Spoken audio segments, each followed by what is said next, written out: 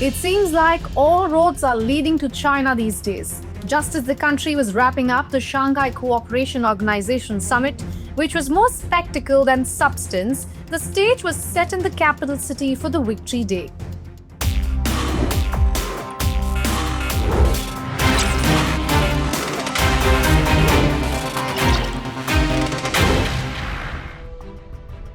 Wednesday will mark the 80th anniversary of the end of World War II.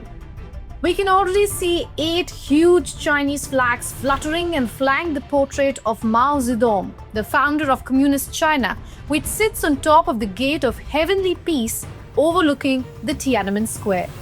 Beijing uses this very day each year to showcase some of the newest weapons and draw attention to what the ruling Communist Party asserts are China's unrecognized contributions to the defeat of Imperial Japan. And speaking of history, this Victory Day parade is one for the history books. For the very first time, the Chinese President Xi Jinping will be seen shoulder to shoulder with Russian counterpart Vladimir Putin and North Korean leader Kim Jong. The world has never seen these 3 leaders in one frame, and it comes at a time of ongoing high-stakes diplomacy. Putin and Kim aren't the only ones, obviously. There are a total of 26 foreign heads of state arriving in Beijing for the big day. It's a mix of allies, partners, and power-balancing neighbors. From Asia, the seats are filled by Pakistan, Nepal, and the Maldives, Myanmar, Cambodia, Vietnam, Laos, Indonesia, Malaysia, Mongolia, a cluster of nations that sit at the heart of Beijing's regional push. From Central Asia, the lineup is almost complete. Kazakhstan, Uzbekistan, Tajikistan, Kyrgyzstan, and Turkmenistan. Every one of them a Belt and Road linchpin, deeply tied into China's infrastructure, energy, and security orbit.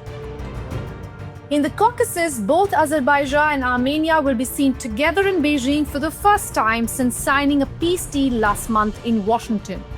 There is only one coming from the Middle East, but an important one, Iran, a country increasingly being welcomed in the anti-Western orbit. From Africa, Congo and Zimbabwe stand out, resources-rich states where China's economic footprint already runs deep. Then on Europe's edge, Belarus is invited, a country seen as an extension of Russia when it comes to politics. From the Caribbean, Cuba makes the cut, a symbolic nod to Cold War legacies. The only 2 Western leaders on the guest list are Serbia and Slovakia. It is already clear that this parade isn't just about pageantry, it's a high-stakes power play. Beijing is expected to unveil advanced hypersonic missiles, AI-enabled anti-ship missiles, mobile ICBMs, stealth drones, electromagnetic warfare gear, and yes, even a laser system.